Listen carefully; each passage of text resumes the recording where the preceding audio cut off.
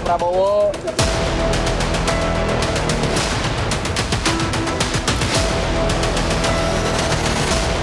Buka dulu, buka dulu.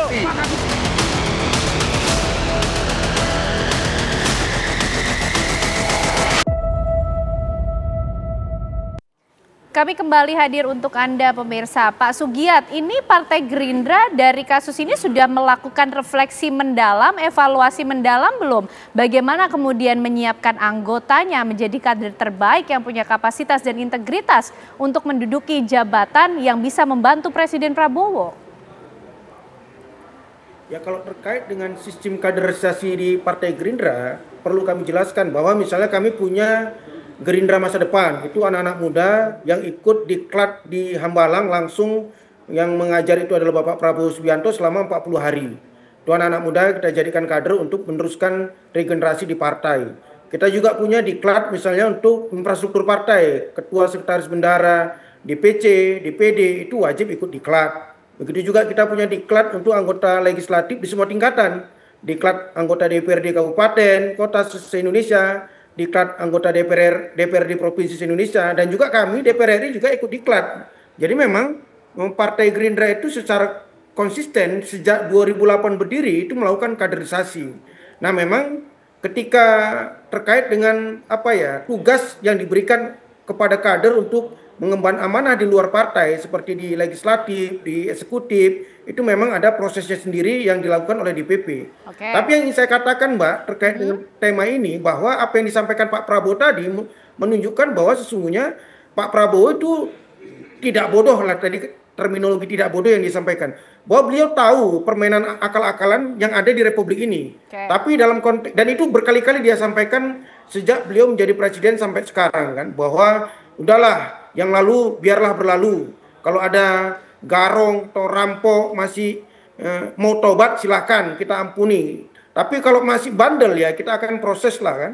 Itu makanya kalau saya melihat apa yang menjadi semangat Pak Prabowo itu bagaimana agenda besar negara ini bisa jalan, pembangunan bisa jalan dengan mengakumulasi seluruh potensi sumber daya yang ada, tapi juga mengingatkan bahwa pemain-pemain kejahatan keuangan yang periode sebelum-sebelumnya itu merasa bebas, merasa diberi ruang, itu tidak boleh terjadi lagi dengan merangkul dan tidak diulangi lagi kejahatan-kejahatannya tersebut. Itu yang kita selalu harapkan. Itu yang selalu ingin disampaikan oleh Pak Prabowo. Baik, Prof. Ini Pak Prabowo harus seperti apa lagi ketegasan bentuknya begitu? Apakah masih harus memberikan peringatan dan warning lagi? Apakah masih juga harus memberi ruang toleransi? Ayo dikembalikanlah, cepatlah sadar, atau sudah silakan langsung ditindak saja? Ya. Sebenarnya saya termasuk yang tidak ragu terhadap komitmen Pak Prabowo. Apalagi sekarang kemudian ketika anak buahnya melakukan pelanggaran, dia memberikan sanksi yang tegas, respon yang cepat. Tapi problemnya memang apakah komitmen dari Pak Prabowo itu diikuti oleh para anak buahnya, oleh kader-kadernya. Jangan sampai kemudian ketika quote and quote ada pengkhianatan dari anak buahnya, daripada kadernya, yang akan itu tentu akan menggerus kepercayaan terhadap Pak Prabowo. Yang tadi dikatakan jangan-jangan Pak Prabowo cuma basa-basi, jangan-jangan Pak Prabowo ini cuma omong-omongan aja gitu, retorika dan sebagainya. Oleh karena itu saya kira memang yang tadi saya katakan perlu refleksi dan evaluasi betul-betul agar komitmen Pak Prabowo itu ditindaklanjuti oleh anak buahnya. Jangan sampai ada bukan Trubus tapi Brutus. Nah, ada Brutus-Brutus di sekitar itu. Karena itu ini kan sebagai partai penguasa. Partai yang memerintah. Dan jangan sampai kemudian digerus oleh laku dari anak buahnya itu. Ini maka sebagai bahan evaluasi, refleksi, pembelajaran bagi Gerindra ke depan langkahnya.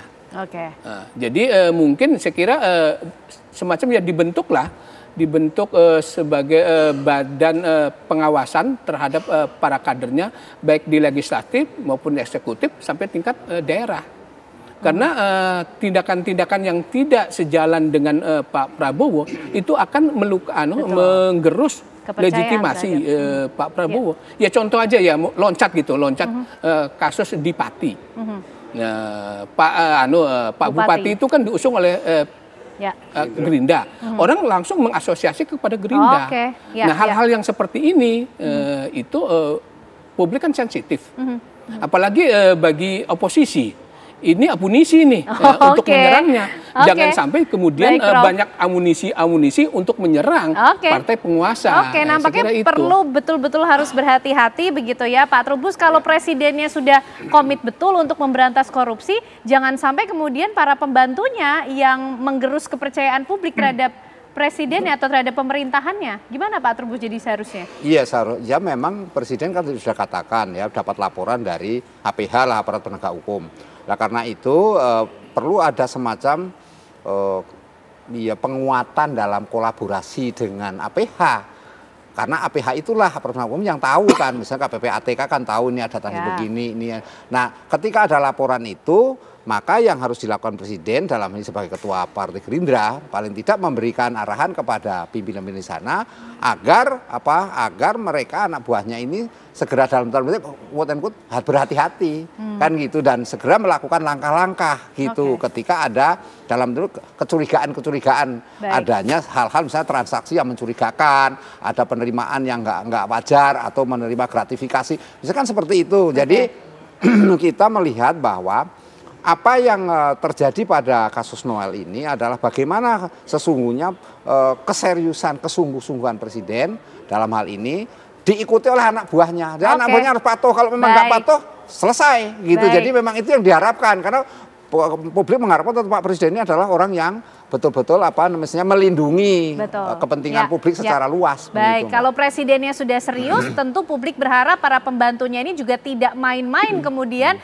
dalam melakukan tindak pidana korupsi. Jangan sampai lagi kita melihat catatan buruk di pemerintahan ini. Terima kasih Bapak-Bapak semuanya untuk diskusi malam hari ini. Prof Lili, Pak Trubus, Pak Sugiat juga sudah bergabung di Apa Kabar Indonesia Malam. Sehat selalu semuanya. Usai jeda pemirsa, kami juga akan menghadirkan informasi dan percakapan lain atau perbincangan lain untuk Anda bersama dengan Vena Kintan.